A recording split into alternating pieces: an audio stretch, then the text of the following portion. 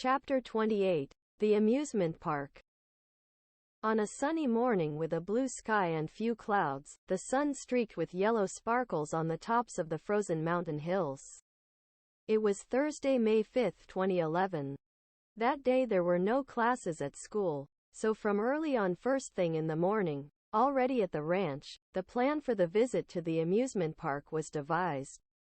Alex, Eric, Albert and the others mentioned to Angie that they already had all the complete information about the place. Around 8 in the morning, after breakfast, everyone arrived at the meeting room.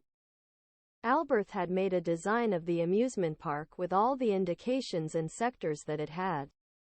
"What information do you have?" "We are ready to listen to you, friends," said Gavin. The amusement park is in the Milsfenheim district. It is a land about 100,000 square meters. It is like a theme park. It has rides, shops, food stalls, circus, zoo and many other things. I don't specify exactly where the girl may be, but we must investigate and explore the entire park. That will take us all day, so we must go early, Alex explained. "The last time I was there were some annoying clowns," said Black. "Don't send me to that place."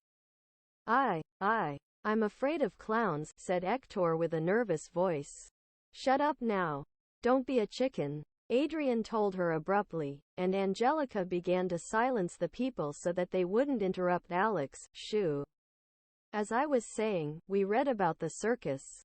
It's a place where we must perform the greatest possible inspection, apart from the fact that these have a lot of roots with the word fun, as the riddle says.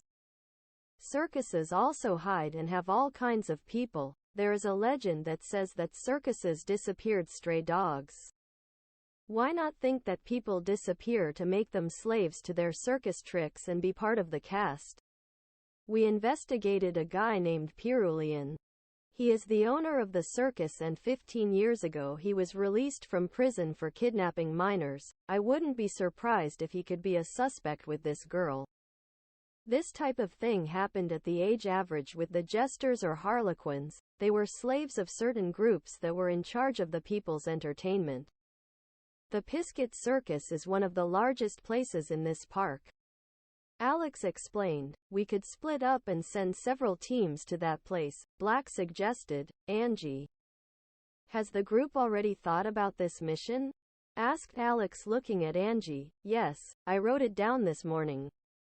The following people will go," Angie said as she took the paper clipping and began to say the names of Gavin, Roger, Chaka, Emily, Angelica and Louis. "They will be in charge of this mission.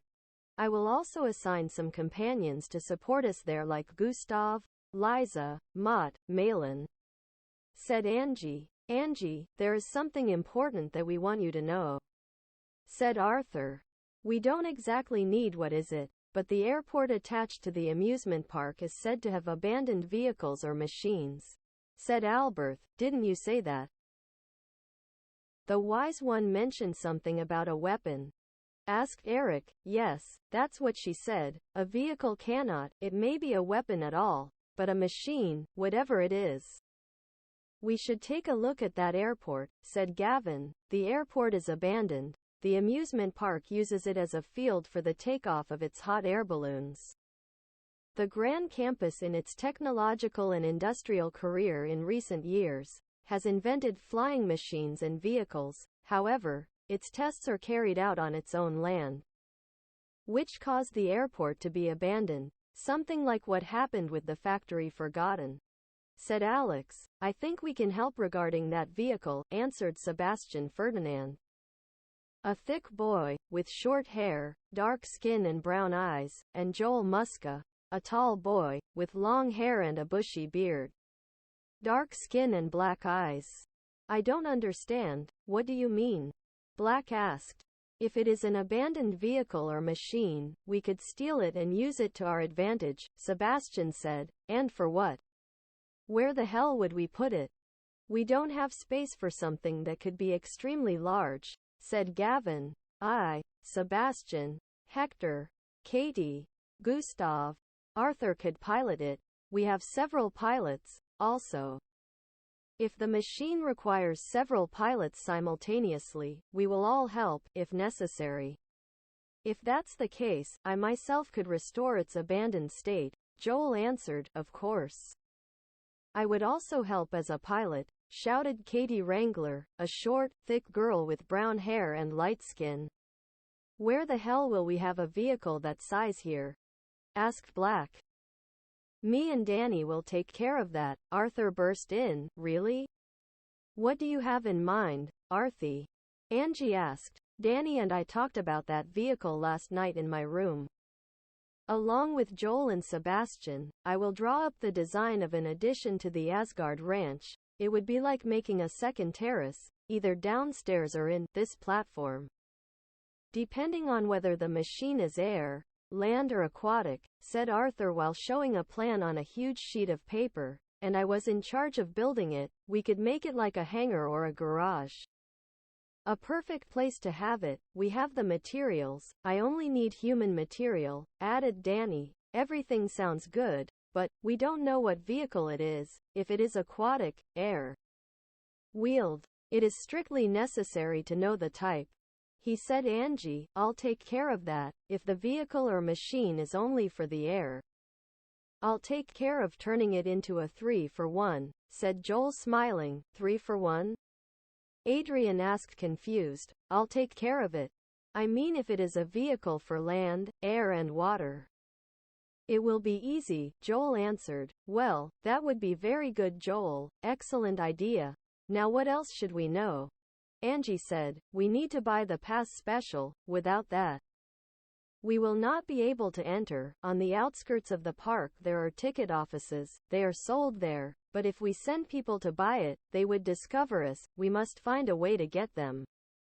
Bring them here and have the special pass ready for when we arrive to the place, said Alberth.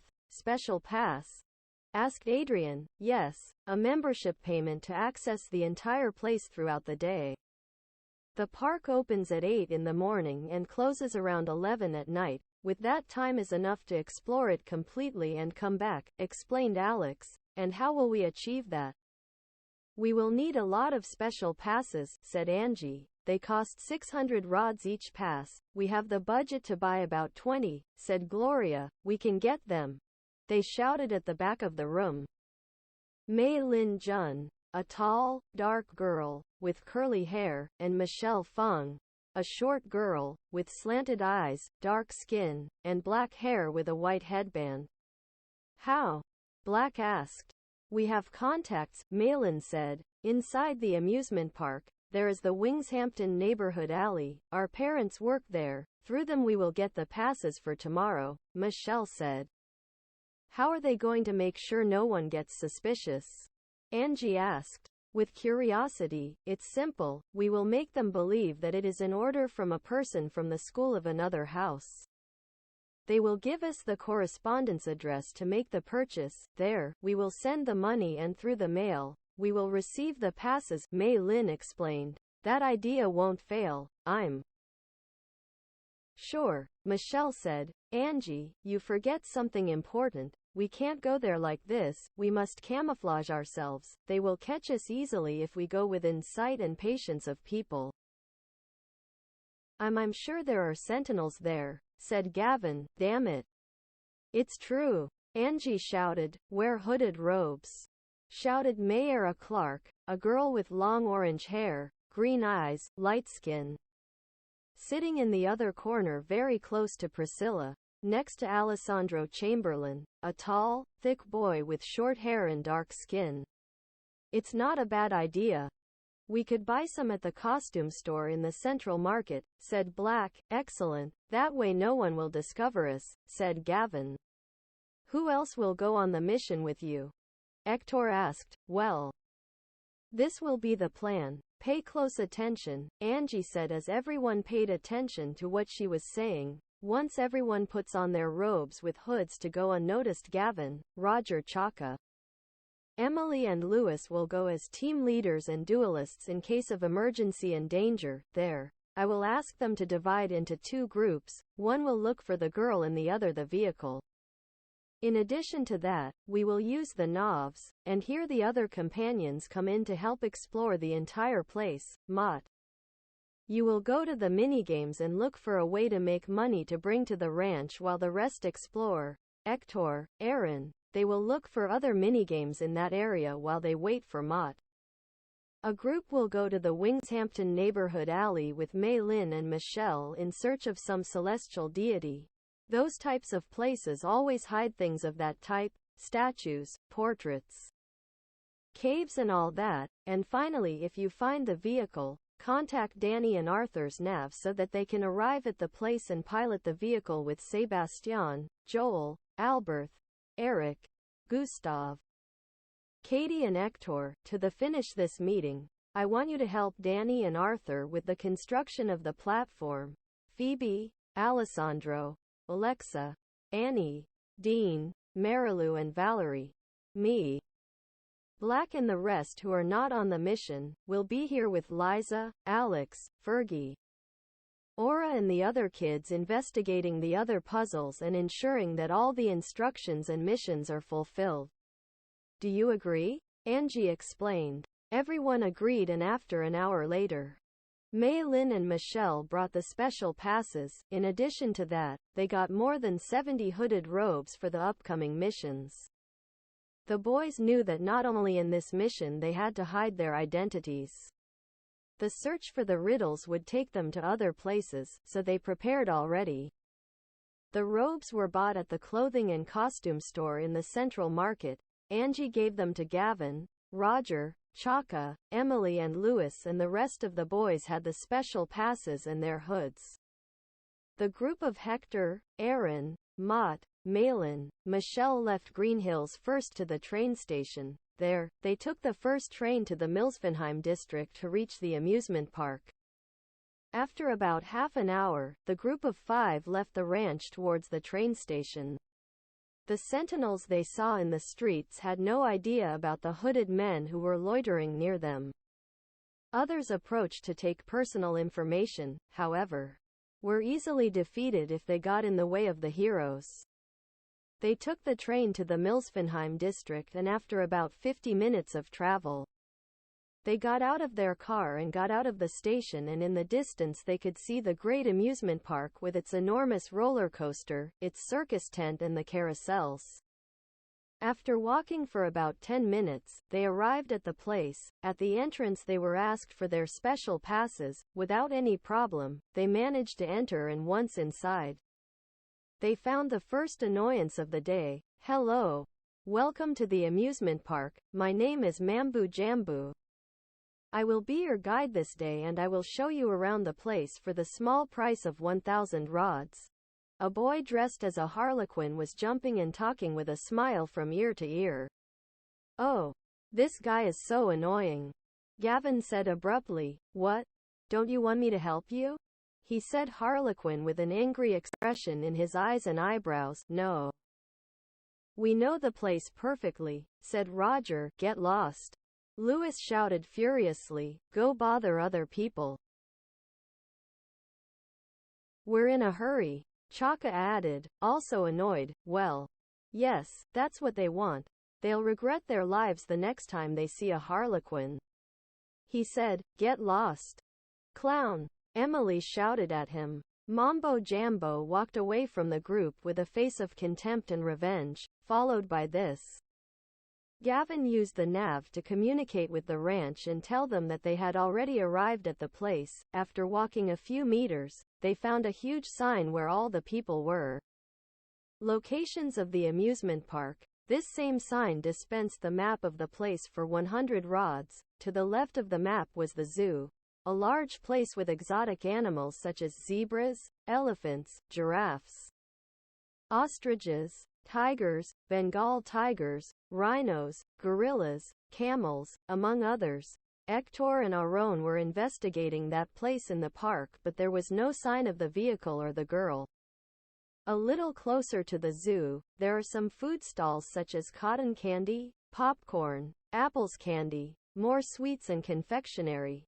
There was also a Hallmark sweet shop stall, fast food, helium balloons, souvenirs. In the central part is the Wingshampton neighborhood alley where there are shops and stalls selling statues and masks made of paste, clay, sculptures, relics, decorations, ornaments. Then there is the mirror room, a place where mirrors change the appearance of people to thin, fat, and other aspects.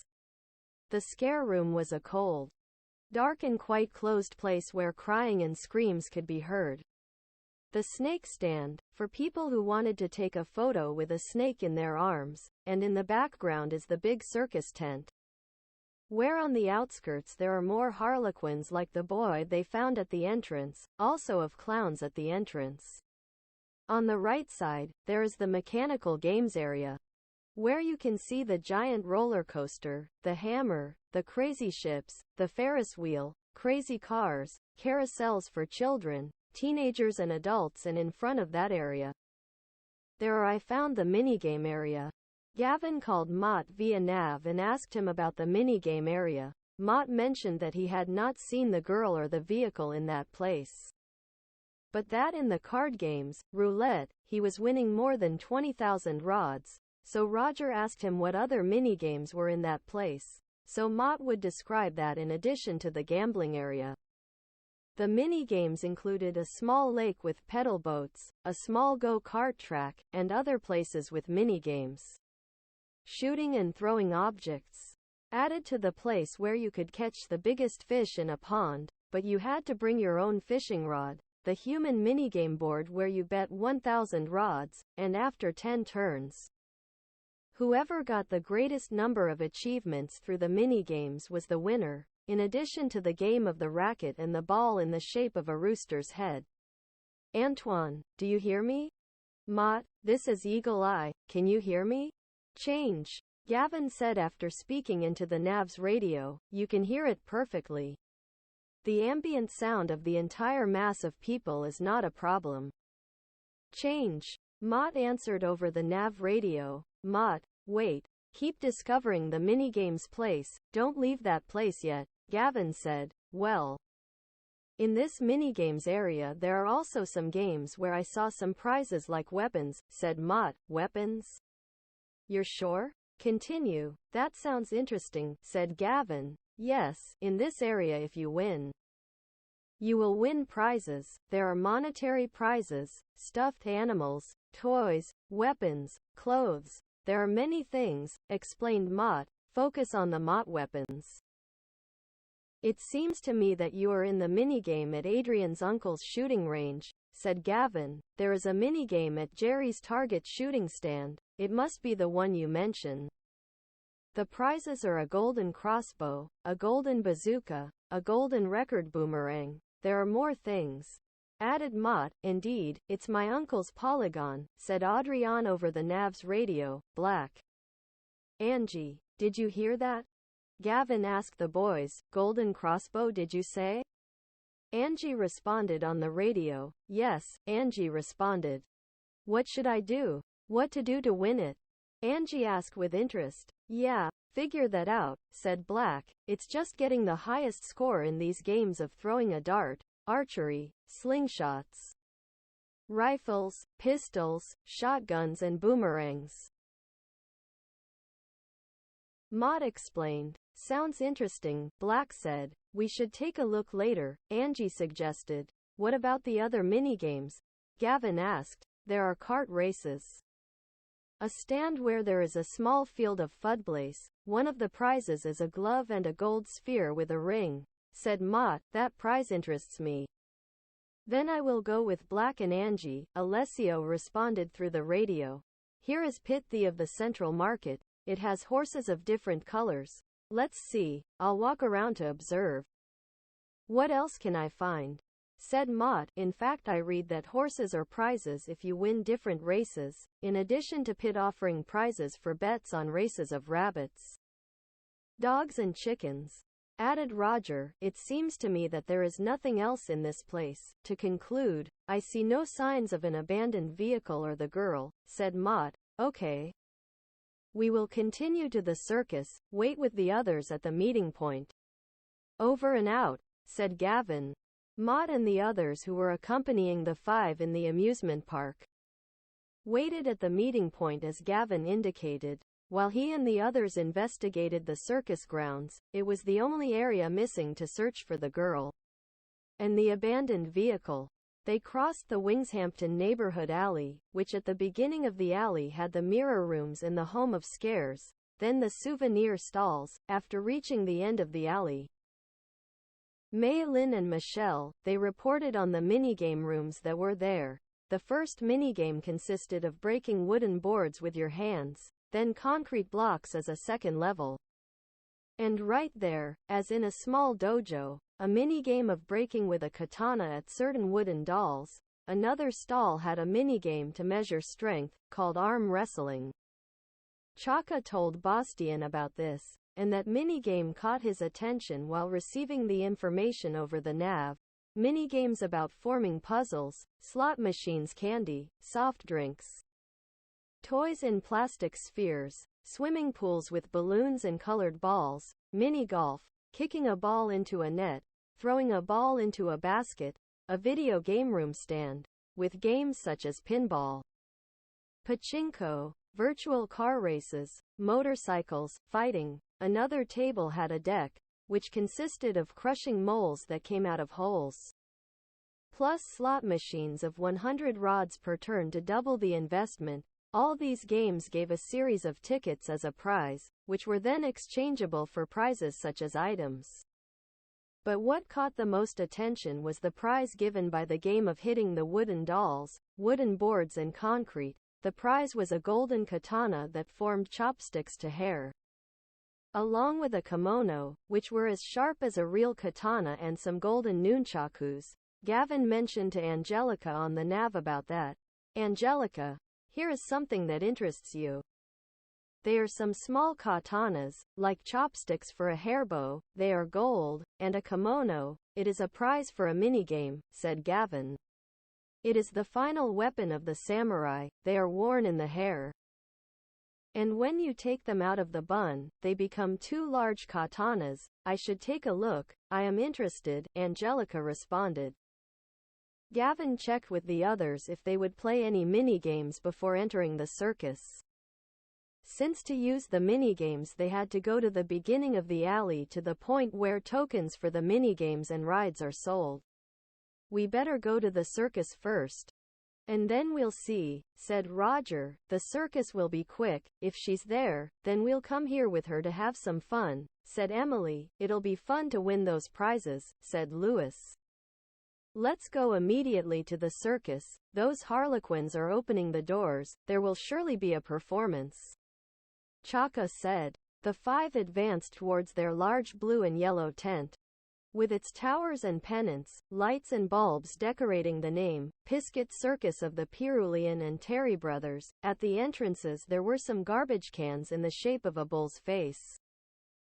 Clown, the harlequins approached them and said, "Ah, but look how we have here. They are the guys who treated our friend badly," said one of the harlequins. Your friend of his? What are you talking about? Gavin asked. The boys noticed that the harlequins' eyes were turning red and yellow, and that represented bad news. Their pale makeup faces were changing from happiness to evil. Their clothes, red, black, blue and yellow, was turning a darker shade. One of our harlequin friends wanted to help you as a guide in the park, and what you did was treat him badly. Now we will give you the same treatment, said one of the harlequins. Bah! Get out of my way, Chaka said, pushing one of them. Stop. Don't get in the way. We are in a hurry. Here's your stupid ticket. Now, make way. Louis shouted haughtily. Of course.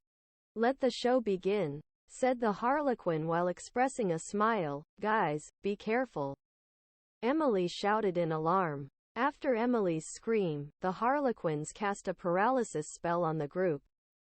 And inside the huge tent, a tall guy came out. He was a mime, with his suit with horizontal black and white stripes, a beret and his painted face.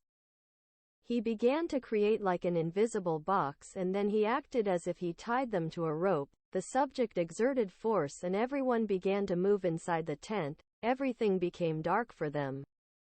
They lost consciousness. Within minutes, they woke up and were inside the circus tent, a gloomy place, which showed a series of platforms up to the highest part where the trapeze artist's cable was. "Look at that. Let's go up to the last platform," said Emily. "Be careful, I can't imagine the traps those stupid harlequins have set in this place," Roger indicated. Gavin took out his nav and communicated with the others who were at the meeting point, also with Angie, Black, Alessio, Bastian, Priscilla, Mariah, Adrian and Angelica at the ranch. "Guys, some harlequins and a mime caught us in the circus. Send help immediately." The message was sent, but it seemed that the radio signal was blocked by the tent. "Ha ha ha. Do I notice you guys serious? How about we play a game and all have fun?" said a voice, laughing uncontrollably as if in echo, and from the ceiling, a Joker poker card with a drawing of a harlequin fell. "What does this mean?" said Gavin. "I don't like this at all," said Roger. "I think they set a trap for us," said Lewis. "Let's go up to the top right away." "Fast," said Chaka. "Guys, be careful around you. You can hear someone coming. The walls are very dark. They could attack us from anywhere," said Emily. "I heard that sound too," said Roger, Gavin, and Lewis. "To hear that? I didn't hear anything," said Chaka. "We musicians have sharper hearing than yours. We can hear over long distances. Our hearing travels at the speed of sound," said Emily.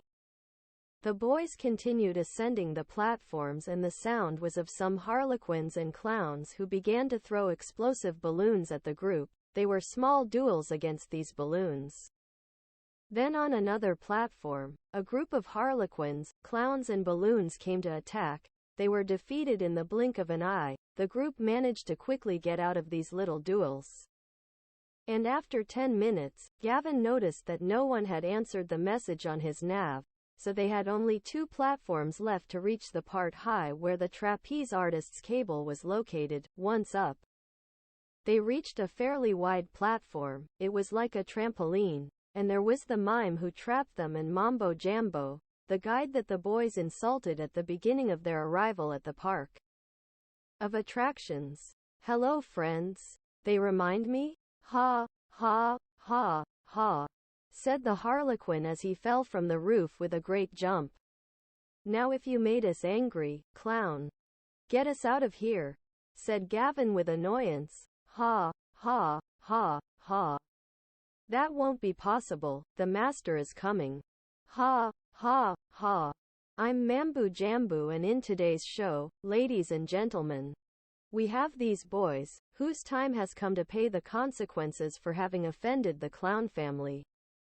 Ha ha ha," he said while jumping around the group with a cane. "Hear all these guys laugh like schizophrenic psychopaths," said Emily. "Enough buffoon. We'll have to beat you up," said Chaka. "Ha ha ha. I don't believe it. The function of today is going to start," replied the harlequin as he walked around the group with a skateboard, and approached Emily and with a flower on his clothes. He sprayed water in Emily's face, culminating in a container of exploding popcorn. "Well, I think this will be a duel full of laughter. Let's fight," said Lewis. "Oh no, not so fast. We have some harlequinades for you, to make this more fun. Ha ha ha, ha. Ladies and gentlemen, welcome to the Mambo Jambo show," exclaimed the harlequin. "Shut up and come fight," shouted Chaka raising his fist. "Stop saying that, damned clown," shouted Gavin. "You scoundrel. I won't forgive you for that joke, son of a bitch," Emily said as she shouted an expletive. "Let the show begin, friends." "Terry, you know what to do," said the harlequin. "Terry?" asked Lewis. Suddenly the mime who locked them in appeared, that was Terry, and began to perform pantomimes, and created another box, through another door a monkey on a unicycle with an accordion and some cymbals. A song and laughter began to play. The box took the shape of a gift. And Mime Terry and Harlequin Mambo Jambo took the bows to open that gift, and out of the box came a clown head with an accordion neck with an uncontrolled laugh, so loud that it was stunning the group. And this box began to break. Inside it, a subject appeared, tall, thick. He had a clown mask. His hair was pastel colors, his blue diamond-shaped eyes, yellow and red eyes, his white face, red nose. And his mouth was red, full of big, sharp teeth. Ha, ha, ha, ha. Welcome to today's performance, friends. I am the Great Pyrulian, the circus clown. Who will be the volunteers this day? Said the clown while inflating a balloon in the shape of a snake, in addition to taking out a rifle from his pocket and began to shoot explosive nuts at the group. The snakes and balloons that they were inflating came towards the entire group when launching them. The heroes were still stunned by the uncontrolled laughter. And just when the balloons were about to hit the group, a spear with a harpoon crossed and destroyed the balloons, creating an explosion, when suddenly a light-skinned, thin girl with long hair and glasses appeared. Well, I've already arrived at the show. Sorry for the delay. There was a long line out there, said the mysterious girl. Who the hell are you? Asked the clown. Hey clown. How about a 3-on-3 duel? Said the girl while she pointed her spear at Pyrulian.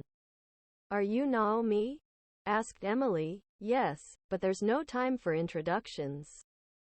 We have to beat these clowns in a duel, guys, answered Naomi. Ha. Okay. Whatever you want. First, my assistants will give you a performance on how to give a bunch of meddling brats what they deserve. Terry, Mambo, show time, exclaimed the clown. The boys coordinated. Gavin, Roger and Louis would face Pyrulian, while Naomi, Emily and Chaka would face Mime Terry and the Harlequin Mambo Jambo. The first duel began. Naomi cast Reflect on his companions, while the mime replicated the same as Naomi and used Reflect, the Harlequin, while jumping like a kangaroo with a staff throughout the duel. He used Fastega on him and the mime. Naomi used Fastega with his companions, and that increased the agility and speed of the entire group. Mambo Jambo threw 3 explosive Bernaga balloons against the boys. Orange and blue balloons with faces painted with X's in their eyes and mouth, and one sticking out its tongue.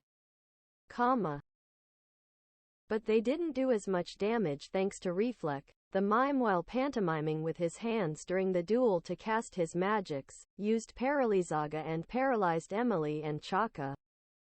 So Naomi used Statuna to cure Emily and Chaka's negative status.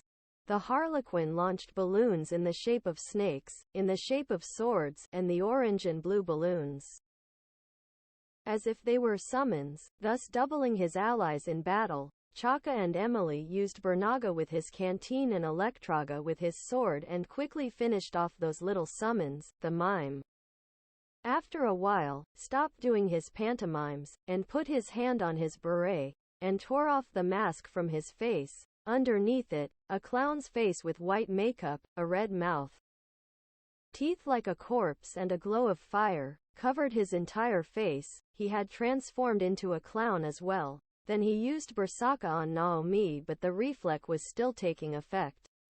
Naomi took his weapon, which was a silver spear with a harpoon, and physically attacked the mime, inflicting a lot of damage.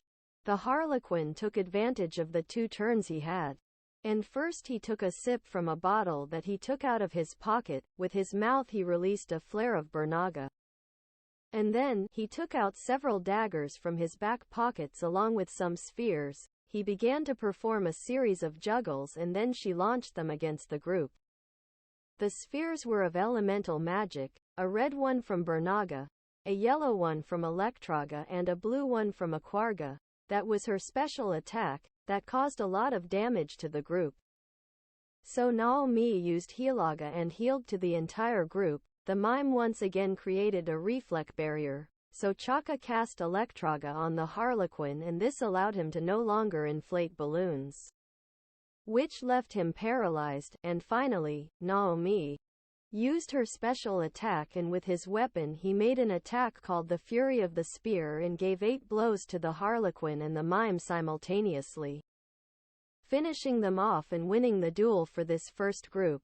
Ha! That was pure luck. Now let's go to the second part of the show, said Piroulian the clown. The second duel began.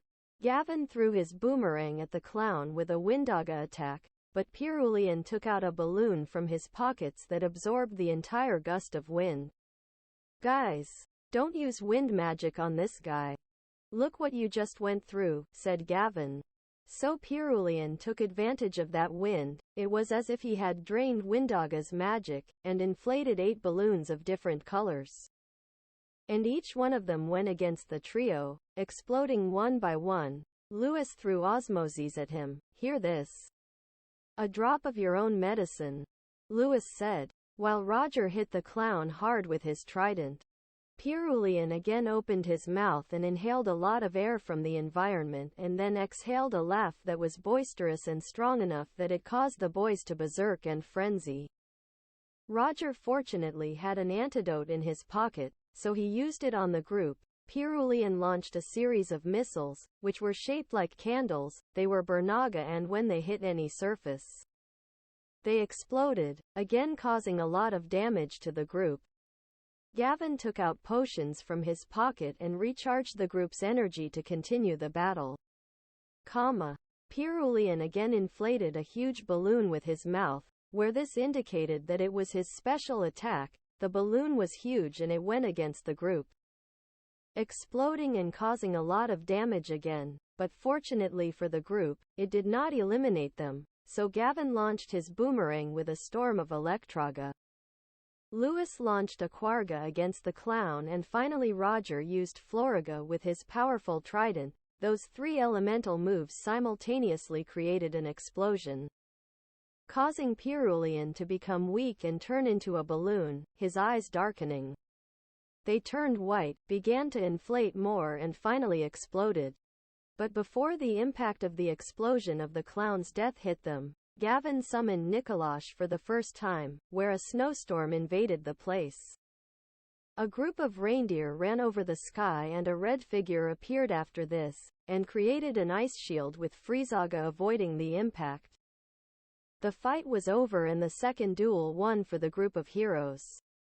After the fight with the Harlequins, Mime, and the clown Piroulian, Naomi approached the group and healed everyone with Hilaga.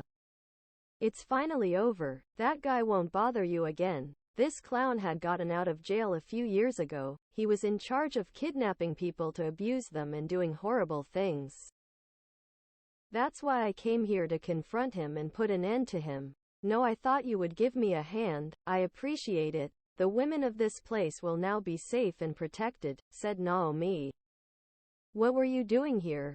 We learned your name at the opening ceremony at the beginning of the course, Gavin mentioned to him. Well, I think now if there is time to tell you the details. My name is Naomi Montgomery. My discipline is priestess, that combines the discipline of warrior. I can combine the blows of my weapon with light magic, since I was a child. With my previous weapons, Brunka, Hutar Spear, Nagabe Bronze, I use this spear with harpoon as my weapon, Kabagra Spear. This year I sent my application for admission to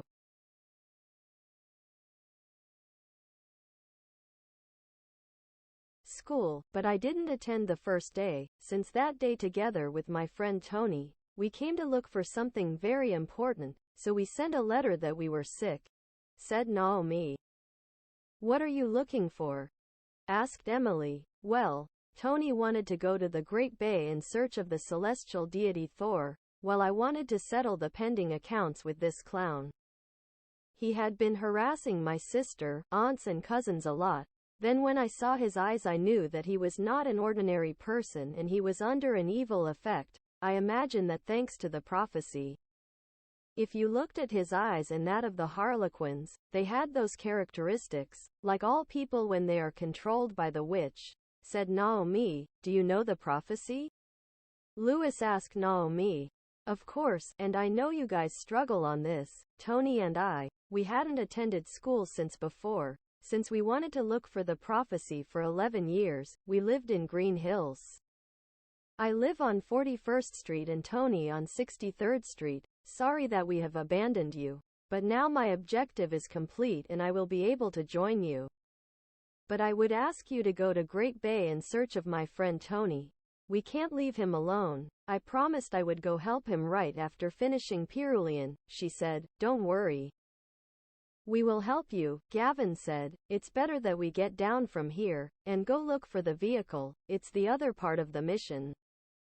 Remember, said Chaka, and Naomi shouted, let's go. After finishing the conversation, Angie answered the message on the nav and informed him that she, Alessio, Bastian, Angelica, Adrian and Black were already on their way to the amusement park to help them. Priscilla and Alvord would stay at the ranch in charge of the group. After this, the platform or springboard on which they were at the top of the circus went down towards the first level. In the center a lamp appeared and one of the doors of the tent opened, leading to a wide street. Look, what is that street? Chaka asked. Where will it lead? Let's go see, said Naomi. As they left the tent, through the back, they arrived at the old airport, where the only thing there was a hangar with the number 18. Inside there was an abandoned Zeppelin. Behind it, there was an area of land where there were hot air balloons ready to take off when the sun set in the evening, since they were around 3 in the afternoon. Could this be the vehicle that spoke the riddle? More like it's a machine, asked Gavin. Quickly call Joel and Sebastian so they can come with the others and take a look at it, said Chaka. This could be very useful to us, said Lewis with a smile. Gavin he used the nav again to notify the others. In about 30 minutes, Alessio, Angie, Black and the rest had arrived. Gavin introduced Naomi to the rest of the group and told them everything that had happened, the fight with Pyrulian and the rest of minigames that were in the park. After a while, Joel, Sebastian arrived and they checked the Zeppelin. They noticed that it could indeed be modified to do the job that Joel had mentioned the other day.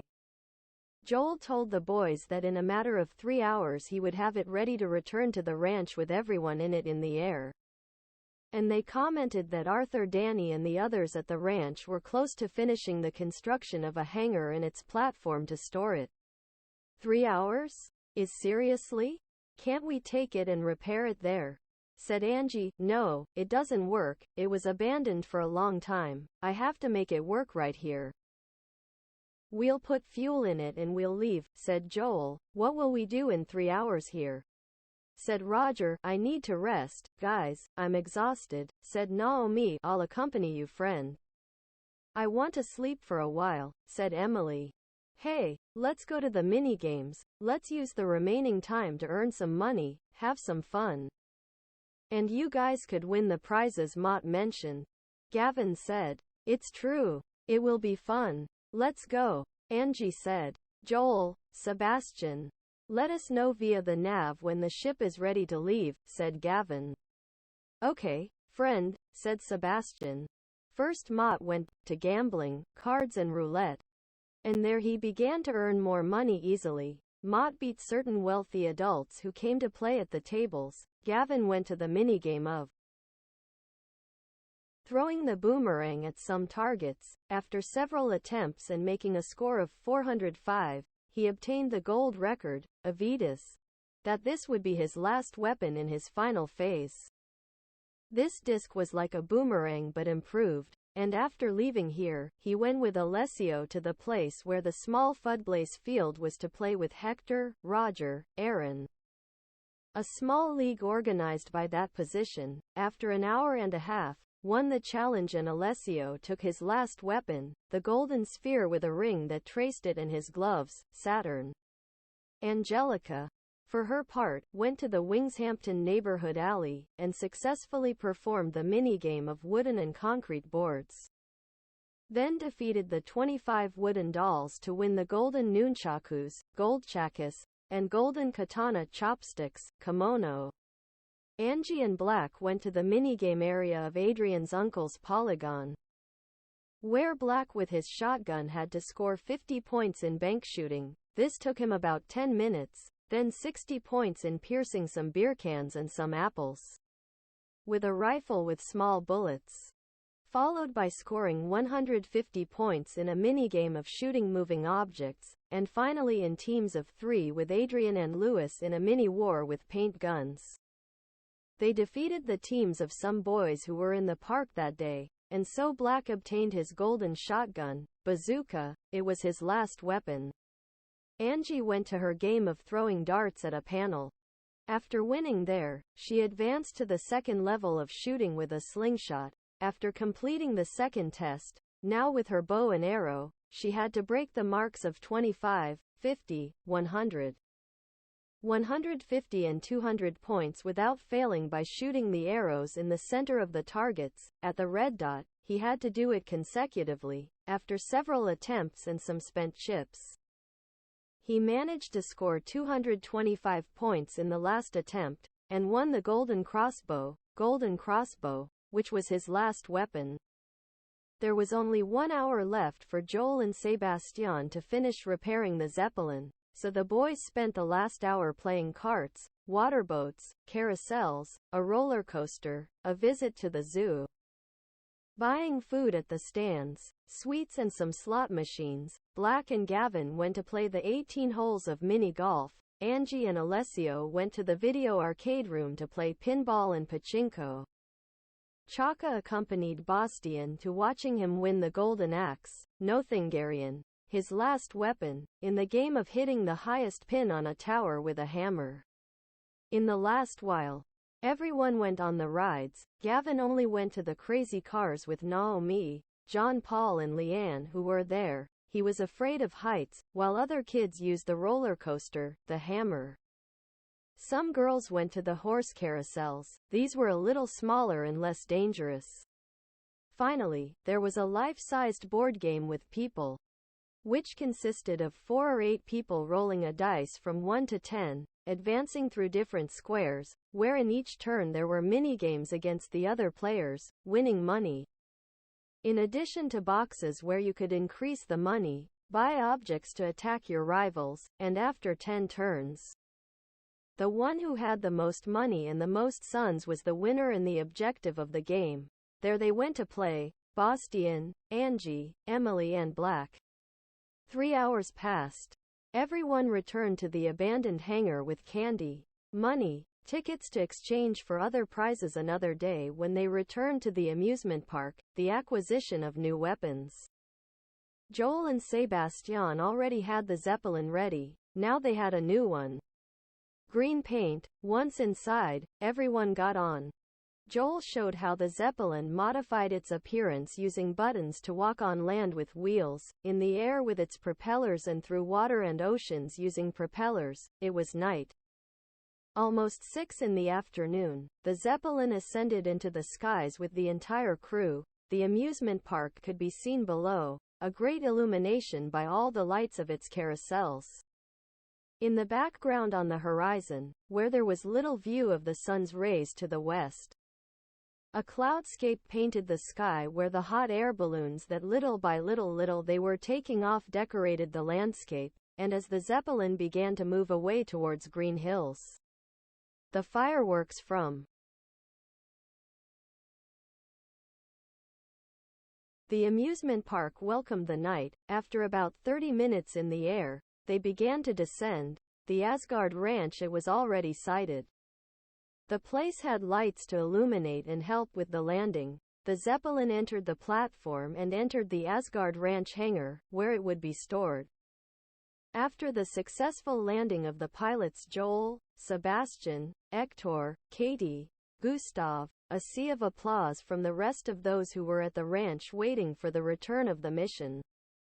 The crew got off and everyone congratulated each other, both for Naomi's rescue, and they congratulated Joel and Sebastian for restoring the Zeppelin. Added to Danny and Arthur's work with the new construction at the ranch, Naomi was sworn under the ranch covenant by Daniel, Gavin and Angie. She had officially joined the group. Joel reported that the Zeppelin pilots required quite a few people in the command center. In addition to setting up a room at Asgard Ranch to carry its coordinates and radars for use in an upcoming mission, so the official Zeppelin pilots were designated. They were Joel, Eric, Albert, Hector, Gustav, Katie and Sebastian. Emily, Fergie, Leisha and Liza gave Naomi a room at the ranch. Mariah went with her to her home to set up a lamp and bring her things to this place. At midnight, everyone went to sleep, waiting the next day to continue investigating the riddles and Naomi's request to go in search of Tony.